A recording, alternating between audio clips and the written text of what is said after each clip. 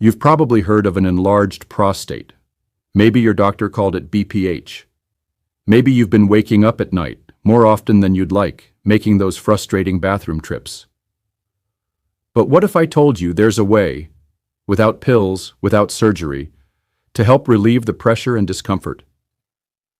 And what if I also told you the exercises that could help are not the ones you think? Today, you're about to discover 7 powerful moves hidden in plain sight that target the muscles and circulation around your prostate in ways most men have never been told. This is not your average fitness advice, because when it comes to your prostate, the wrong exercise can make things worse, but the right ones can set you free. Stay with me, because one of these techniques comes straight from a little-known medical program that most doctors never talk about. Our source for proven senior health guidance has always emphasized one simple truth. Your prostate's health isn't just about the gland itself, it's about the entire network of muscles, nerves, and blood vessels in your pelvis. And here's where it gets interesting. Strengthening and relaxing those areas can directly improve urine flow, reduce inflammation, and even boost your overall vitality. But before you imagine some grueling gym routine, let me tell you, most of these exercises require no equipment, very little space, and can be done without anyone even knowing you're doing them. Let's start with something you can do right now, even while sitting in your chair. Imagine drawing your lower muscles upward, as if you're trying to stop the flow of urine midstream. Hold that gentle contraction, breathe steadily, and then release. You've just performed what's known as a pelvic floor activation. Over time, this seemingly small move can retrain the muscles around your bladder and prostate, giving them better control and reducing that constant, urgent feeling. The secret here is consistency, not force. Too much tension can actually irritate the area. Think of it like rewiring a control panel in your body, one gentle switch at a time. Why does this work? Pelvic floor muscles act like a supportive hammock for your bladder and prostate. When they're weak, your bladder struggles to hold urine effectively, leading to urgency and leakage. Strengthening them is like reinforcing the foundation of a house. You're not just solving surface problems, you're fixing the root cause. Take Mark, for example. At 64, he'd been waking up 4 or 5 times a night. After a month of daily pelvic floor activations, he reported dropping to just twice per night. Not perfect yet, but life-changing in terms of rest and energy. But here's the catch. If you only tighten those muscles without learning how to relax them fully, you can create more tension than you solve. That's why the second exercise focuses on pelvic relaxation. Lie flat on your back, bend your knees, and let your legs drop gently outward. Place your hands on your lower belly, close your eyes, and focus on your breath moving all the way down into your pelvic area. Every exhale should feel like a melting away of pressure. This is the counterbalance to strengthening.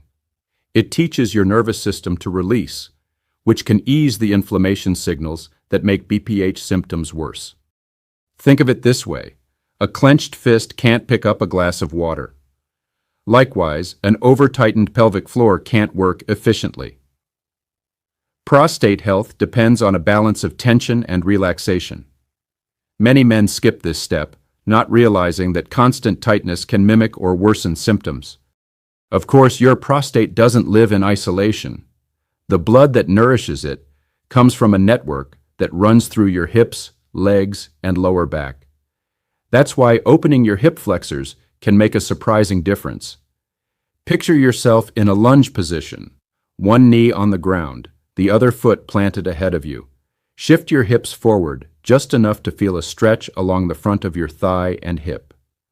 Hold, breathe, and switch sides. The science is simple. When hip flexors are tight, they pull your pelvis into a forward tilt, compressing the bladder and reducing pelvic circulation. By releasing that tension, you allow more nutrient-rich blood to reach the prostate, aiding recovery and reducing swelling. I worked with a retired pilot who swore this one move cut his discomfort in half within 2 weeks. He'd spent decades sitting for hours in cockpits, his hip flexors practically locked. Once he started opening them daily, he noticed a dramatic improvement in both mobility and urinary flow. Now here's where we flip things. You might not think squatting has anything to do with prostate health, but the truth is, full, slow body weight squats can improve pelvic muscle function and circulation more effectively than many targeted exercises. Stand with your feet shoulder width apart. Lower yourself down as if sitting into an invisible chair. Keep your back straight and push back up through your heels. Squats engage not only the big muscles of your legs, but also the small stabilizers in your hips and pelvis. They act like a pump, pushing fresh blood in and moving waste fluid out. And because they require coordination between your core and pelvic floor, they help retrain those muscle groups to work together. One key tip: don't rush them. A slow descent and controlled rise build more muscle engagement and reduce joint strain. If you rush, you lose the pelvic activation benefits. Speaking of sitting, too many hours in a chair can compress your prostate region, reducing blood flow and increasing pressure. That's where the bridge exercise comes in. Lying on your back with knees bent and feet flat, lift your hips slowly toward the ceiling, hold for a moment, and then lower back down. Bridges strengthen the glutes, open the hip front, and decompress the pelvic region, essentially reversing the damage caused by sitting. And here's a little bonus: stronger glutes improve posture, which indirectly reduces pelvic strain. But here's something most men completely overlook: flexibility in the inner thighs. The adductor muscles run right into your pelvic area, and when they're tight, they can pull on structures that surround your prostate. To loosen them, sit on the floor with the soles of your feet together and your knees falling outward. Gently press your knees toward the floor, but never force them. This simple butterfly position can ease tension and allow better movement and circulation in the region. If you think stretching doesn't matter, imagine a garden hose bent at one point. The water slows or stops. Tight muscles can act the same way on your blood and lymph flow. And finally, the exercise that surprises nearly everyone: deep diaphragmatic breathing combined with gentle pelvic tilts. Stand or lie down, place one hand on your chest and the other on your lower belly.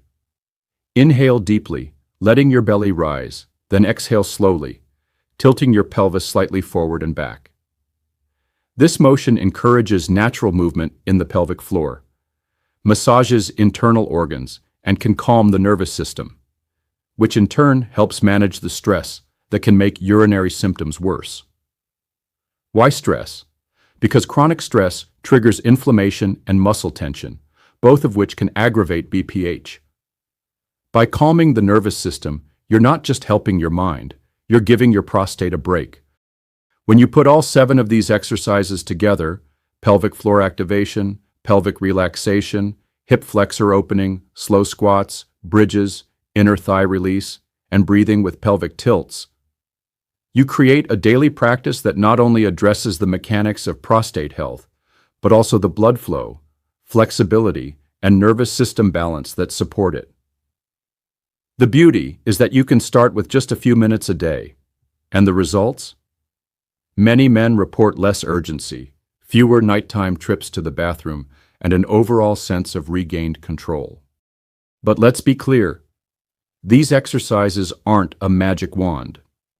If your symptoms are severe or worsening, you need to work with your healthcare provider to rule out other causes. What these movements do is create an environment in your body that supports healing and function, giving your prostate the best chance to work the way it should. Over time, they can become as routine as brushing your teeth, a quiet, daily investment in your quality of life. If you're imagining this is going to be awkward or uncomfortable, remember, no one needs to know you're doing them. Pelvic floor activations can happen while you're reading, on a call, or waiting for the kettle to boil. Hip stretches can sneak into your morning routine. Even the deep breathing exercise can be a moment of calm before sleep. It's about integrating them into your life so they stop feeling like exercises and start feeling like habits. There's also something empowering about taking action yourself.